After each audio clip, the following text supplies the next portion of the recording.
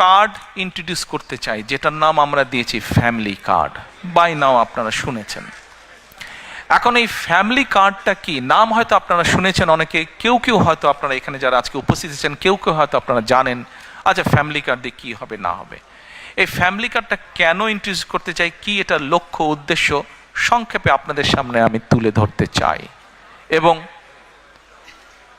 আপনাদের কাছে যেটা তুলে ধরবো, আপনাদের প্রতি আমার অনুরোধ থাকবে আপনারা এই কথাগুলো আরও মানুষের কাছে পৌঁছে দিবেন।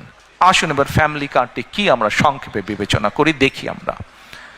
এটি আমরা যে ব্যাংক কার্ড ব্যবহার করি, এটি ব্যাংক কার্ডের মতন একটি কার্ড। এখন এই কার্ডটি আমরা কাকে দেব?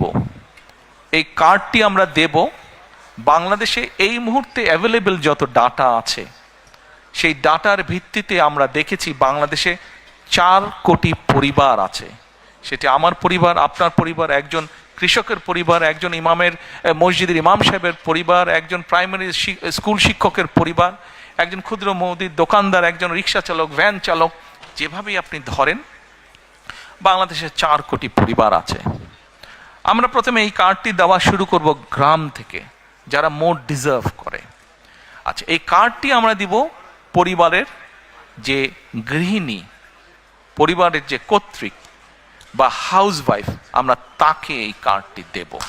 আচ্ছা, আস্তে তালি পরে তালিয়া পরে কার্ডটি আমরা তাকে দেব। দেখুন, দেশনেত্রী বেগম খালেদা জিয়া দেশের অর্ধেক যে নারী সমাজ তাদেরকে উনি শিক্ষার আলো পৌঁছে দিতে চেয়েছিলেন। বহুলাংশে আলহামদুলিল্লাহ আমরা সফল হয়েছি। আজকে যদি আমরা স্কুল কলেজগুলো দেখি, আমরা দেখি যে ক্ষেত্র বিশেষে ছেলেদের থেকে মেয়েদের এনরোলমেন্ট অনেক বেশি। শিক্ষা দীক্ষায় বিভিন্ন জায়গায় মেয়েরা অনেক এগিয়ে গিয়েছে। নেপোলিয়ন বলেছিল, আমাকে শিক্ষিত মা দাও, আমি তোমাদেরকে শিক্ষিত জাতি দেব। প্রিয় ভাই বোনেরা, এই কার্ডটি ইনিশিয়ালি আমরা ধীরে ধীরে 4 কোটি পরিবারের, আমাদের প্ল্যান অনুযায়ী 4 কোটি পরিবারকে দেব। বাট এই 4 কোটি পরিবারের মধ্যে আমিও আছি, আমার স্ত্রী ডক্টর জুবাইদাও আছেন। কিন্তু ডক্টর জুবাইদা এই কার্ডটি নেবেন না। কেন? কারণ এই কার্ডটি থেকে রাষ্ট্র বা সরকার যেই সুবিধা দেবে একটি পরিবারকে, আলহামদুলিল্লাহ ডক্টর জুবাইদার এটি প্রয়োজন নেই। এখানে আপনারা যারা আছেন, আপনাদের এখানে আমাদের বহু বোন উপস্থিত আছেন, তাদের কারোরই অর্থনৈতিক অবস্থা এমন না যে সেই কার্ডটি প্রয়োজন। এইভাবে বাংলাদেশের 4 কোটির মধ্যে আমরা মনে করি বহু পরিবার আছে যাদের প্রয়োজন নেই, কাজেই তারা এই সুবিধাটা নেবেন না। তার ফলে যেটা হবে, আমরা যারা সঠিক মানুষ, এটি কিন্তু আমরা জেনারেল রাখছি, আর কার্ডটা ইউনিভার্সাল রাখছি।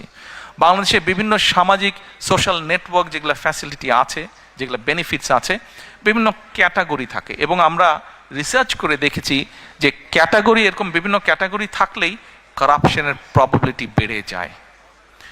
কারাপশনের প্রবাবিলিটি বেড়ে যায়, পলিটিক্যাল ইনফ্লুয়েন্স হয়, তখন ওইখানে কারাপশন তৈরি হয়। সেজন্য বিষয়টাকে আমরা জেনারেল রাখছি। আচ্ছা, এই কার্ডটি আমরা মহিলাদেরকে দেব। আমরা এর মধ্যে কতগুলো 10টা স্পট, সরকারের কিছু নিয়ম আছে, আপনি হুট করেই চালু করতে পারবেন না, পাইলট প্রজেক্ট করতে হয় সরকারকে।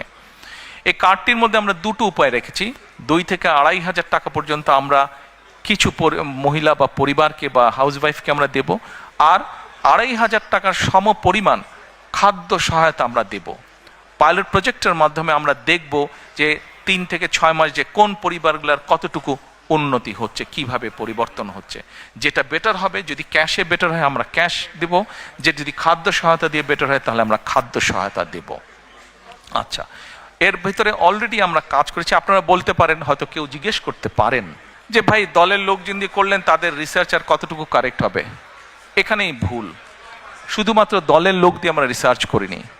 এই সবের কাজে, এই ধরনের কাজে যারা এক্সপার্ট আছেন, এক্সপার্টিজ আছেন, যারা প্রফেশনালস আছে, এরকম একটা টিম দিয়ে আমরা এই কাজটি তৈরি করেছি। এবং এটার বাজেট কোথা থেকে কিভাবে আসবে সেটিও আমরা, বাজেটের যে সকল কাগজপত্র পাবলিক ডকুমেন্ট হিসেবে উপস্থিত আছে, সেখান থেকে আমরা সব কিছু বের করেছি কিভাবে আমরা এগুলা চালু করব। কাজে ওই প্রাইমারি কাজগুলো আমরা শেষ করেছি। এখন এটা লক্ষ্য বা উদ্দেশ্য কি, কেন আমরা করছি, আসেন আপনি চিন্তা করে দেখুন। একজন কৃষক বা একজন মসজিদের ইমাম সাহেব বা মুয়াজ্জিম সাহেব, তার পরিবারের হাতে যখন আপনি এই কার্ডটি দিবেন, প্রথম 6 মাস কিছু হবে না, প্রথম 2 বছরও কিছু হবে না, 3 বছরও কিছু হবে না, বাট 5 বছরের মাথায় গিয়ে কি কি পরিবর্তন হবে সেটা একটা চিত্র আপনাদের সামনে আমি তুলে ধরি, একটা পিকচার তুলে ধরি। সেই পিকচারটি কি? সেই পিকচারটি হচ্ছে, রিসার্চ বলে, এখানে ভাইদের সংখ্যা বেশি, দয়া করে কেউ মাইন্ড করবেন না আমার উপরে, যে কথাটি আমি এখন বলতে চাচ্ছি দয়া করে কেউ মাইন্ড করবেন না আমার উপরে, বাট এটা আমার কথা না, এটা রিসার্চের কথা। রিসার্চ কি বলে, যখন পরিবারের স্ত্রীর হাতে আপনি একটা অর্থনৈতিক সহযোগিতা দিবেন, স্ত্রী তখন কি করে, এই সুবিধাটা সে তার সন্তানদের লেখাপড়া এবং স্বাস্থ্যের পিছনে প্রথমে সে খরচ করে। রিসার্চ বলে, এই টাকাটা বা সহযোগিতাটা যদি বাবার হাতে যায়, বাবা ওই পাড়ার চায়ের দোকানে গিয়ে গল্প গুজব করে বন্ধু বান্ধবের টাকাটা উড়িয়ে দেয়। এটা আমার কথা না, এটা রিসার্চ কথা। ভাইরা আমার উপরে কিছু মাইন্ড করেন না আপনারা। আচ্ছা, তা এখন আমরা সেই জন্য মায়েদের হাতে এটা দিতে চাই। মা এই অর্থটা দিয়ে তার সন্তানদের স্বাস্থ্য যেরকম খেয়াল রাখতে পারবে, একই সাথে সে তার লেখাপড়া, বাচ্চাদের লেখাপড়ার দিকে মনোযোগ দিবে। তারপরে তার হাতে যখন খরচ বেঁচে যায়, এই খরচটা তখন কি করে, সে ছোট ছোট ইনভেস্ট করে, যেখান থেকে তার পরিবারের এক্সট্রা ইনকাম আসবে। যার ফলে হবে কি, ওই টাকাটা, ওই অর্থটা, সেটা 500 টাকা হোক, 1000 টাকা হোক, ওটাই লোকাল ইকোনমিতে তখন টাকাটা আস্তে আস্তে ইকোনমিতে ঘুরতে থাকে এবং লোকাল ইকোনমি আস্তে আস্তে আস্তে আস্তে স্ট্রেংথেন, স্ট্রং হতে থাকে। প্রিয় ভাই বোনেরা, চিন্তা করে দেখেন, আপনার গ্রামে এরকম যদি 10টা পরিবার থাকে এবং একটা 10টা পরিবারেরকে যদি আপনি আস্তে আস্তে কন্টিনিউ 5 থেকে 7 বছর একটা সাপোর্ট দিতে পারেন এরকম, তাহলে 7 বছর পরে কি সেই পরিবারটার চেহারা বর্তমানে যা আছে তা থাকবে? নিশ্চয় একটু তো বেটার হবে না? তাহলে একটা গ্রামে যদি 10টা পরিবার থাকে, সেই 10টা পরিবার যখন অর্থনৈতিকভাবে একটা শক্তিশালী অবস্থানে দাঁড়াবে, স্বাস্থ্য, হেলথ ওয়াইজ যখন শক্তিশালী হবে এবং এডুকেশন ওয়াইজ যখন একটি গ্রাম শক্তিশালী হবে, তখন পুরো গ্রামটা একটা বেটার গ্রাম হবে। এইভাবে গ্রাম, এইভাবে উপজেলা, এইভাবে জেলা, এইভাবে বিভাগ, এভাবে সারা বাংলাদেশ এক সময় গিয়ে একটা স্ট্রেংথেন অবস্থায়, শক্তিশালী অবস্থায় দাঁড়াবে। এই হলো ফ্যামিলি কার্ডের গল্প।